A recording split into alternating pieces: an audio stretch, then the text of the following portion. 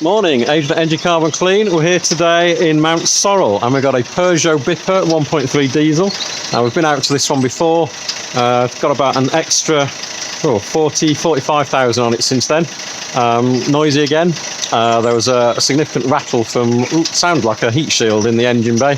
That's pretty much gone now. We're right at the end of the clean. The engine's lovely and smooth and quiet again. Just a very, very occasional tick from whatever it is that was rattling away. Otherwise, Diagnostics looks pretty good.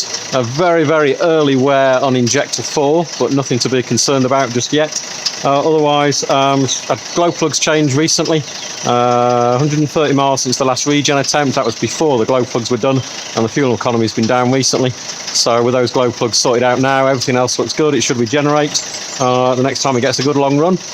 It's due a service soon, so get some fresh oil into it as well pretty soon, but otherwise this one's done, running lovely and smooth now. Get this back out on the road shortly.